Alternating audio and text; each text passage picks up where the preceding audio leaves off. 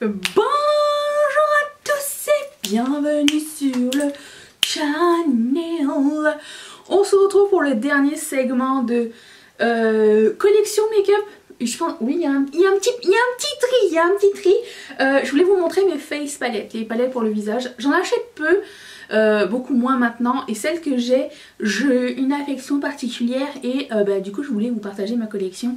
Et les footages sont pris du haut, donc vous ne verrez plus ce nœud, tout ça, non. Vous verrez des mains. Mais vous verrez mieux les produits, au moins. Et c'est le dernier de l'année. Après ça, on refera la même chose l'année prochaine. Il y aura toujours des declutters à la fin de l'année, à la fin de chaque mois, puisque j'utilise mes produits et je sais au fur et à mesure ce que je veux garder et ce que je veux pas garder.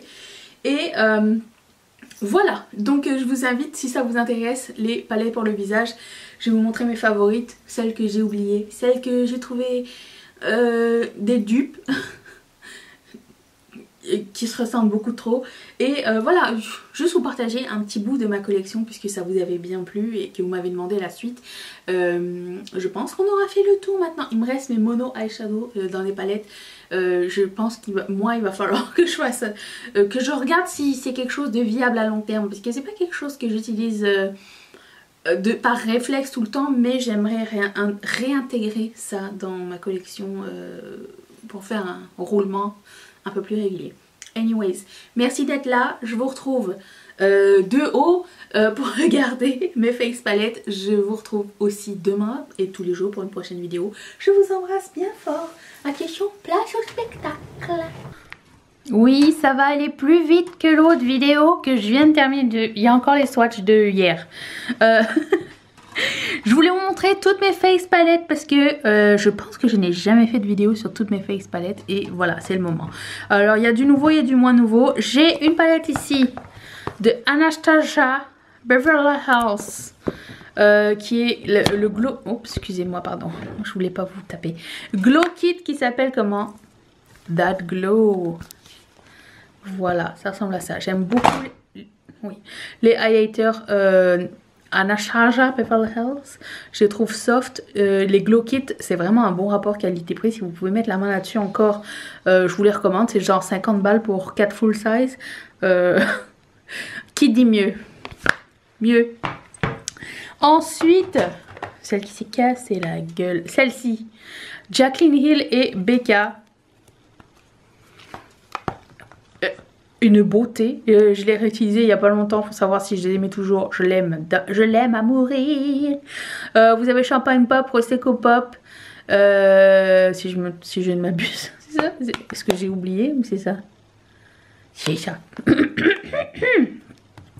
Ainsi que un blush lumineux et deux, ça peut être un bronzer ou un blush, et deux bronzers, notre blush satiné un petit peu.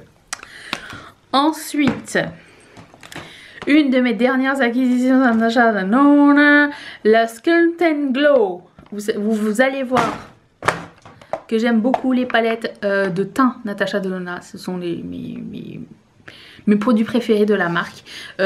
Donc c'est une palette de contour et de highlight. Vous avez un peu de crème, vous avez un peu de poudre, vous avez des poudres pour setter, vous avez des poudres pour illuminance, pour creuser. Et ici vous avez un glow qui est beaucoup moins foncé que ce qui a l'air dans la palette. Et il est génial, j'aime beaucoup.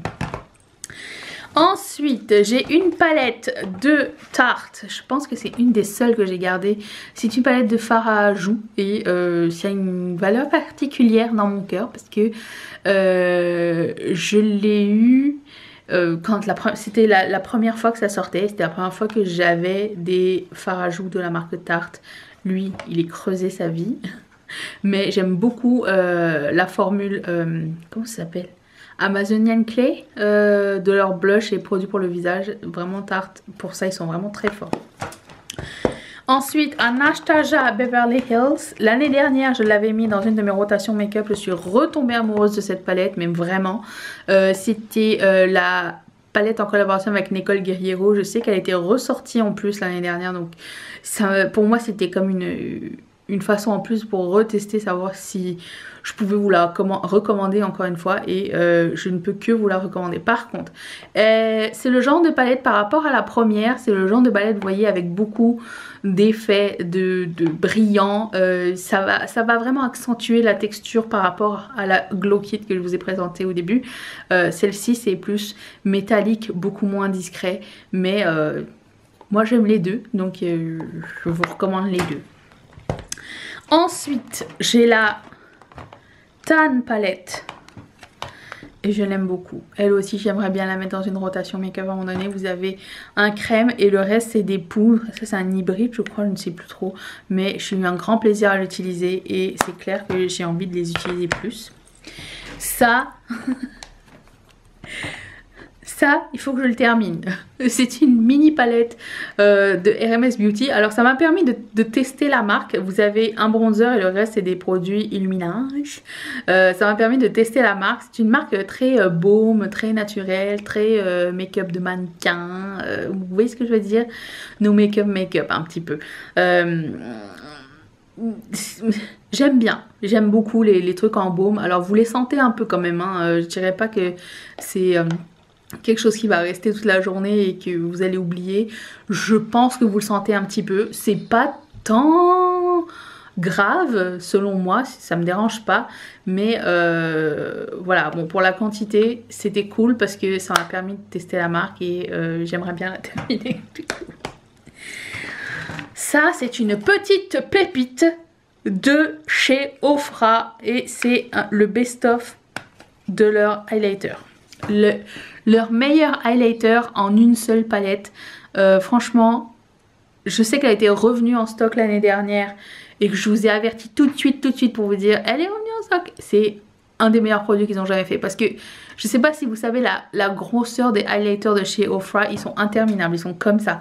Ça, vous avez tous ceux qui existent déjà dans cette palette qui est le best-of et vous pouvez tester plusieurs en une seule mini palette plate et parfaite. C'était pour les fêtes 2019 et je suis très fan de cette palette là.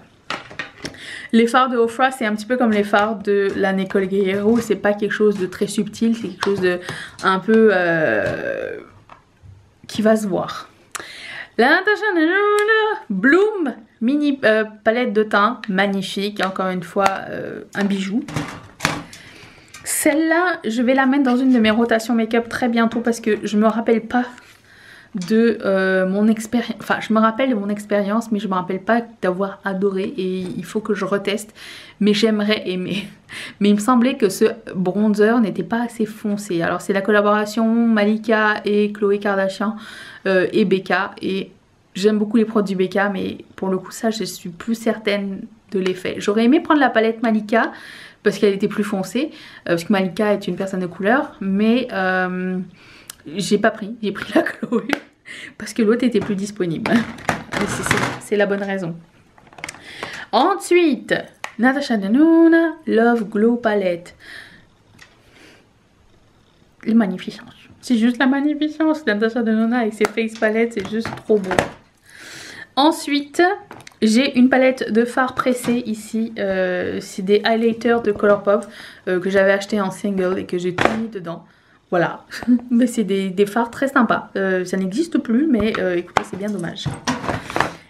J'ai reçu ça en cadeau. C'est la palette Miss Piggy et Ciaté. Mais, Miss Piggy, ok.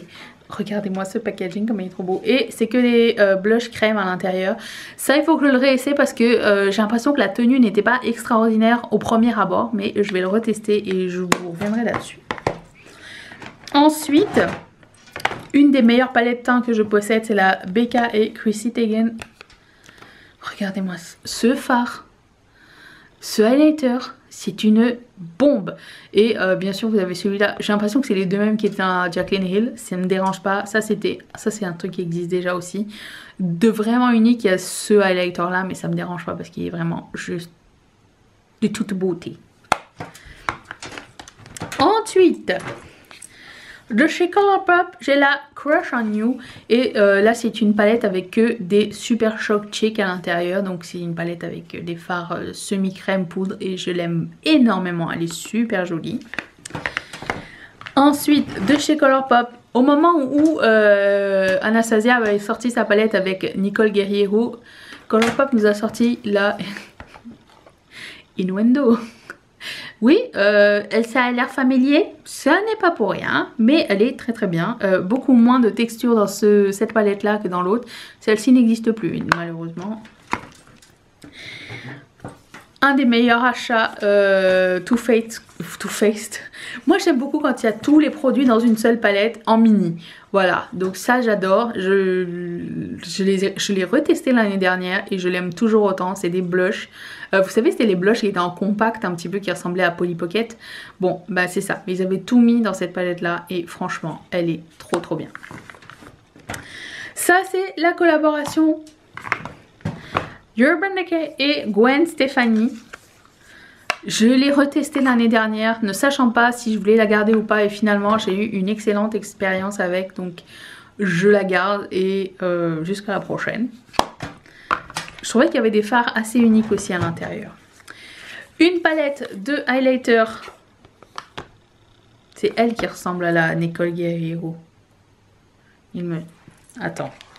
Oui, il me semble que c'est elle qui ressemble à Nicole Guerriero. Oui, hein.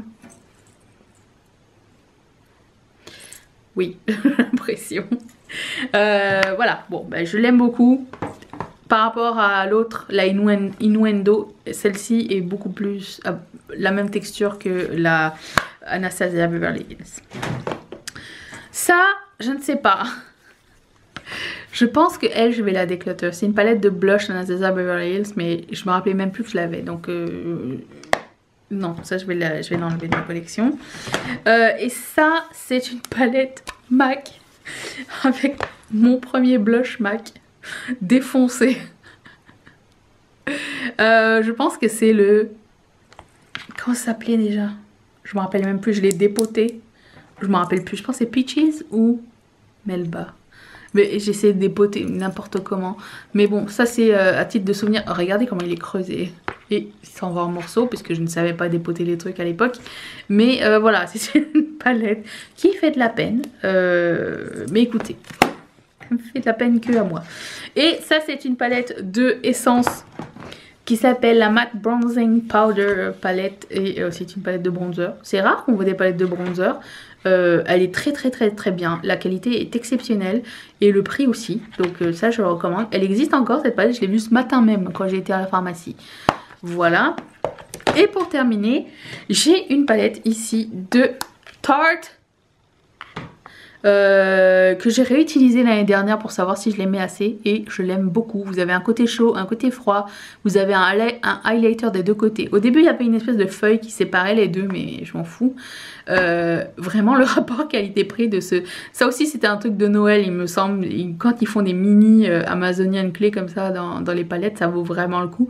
Mais je préférais ça que maintenant ce qu'ils font avec leur blush par 3 là, les stacks. Ça je trouvais ça bien plus cool. Mais écoute, voilà, je l'aime beaucoup, qualité très bonne, il y a autant de mat que de satiné et voilà donc c'était ça pour mes palettes pour le visage. Donc déclutter, voilà. Allez, on se retrouve demain pour une prochaine vidéo.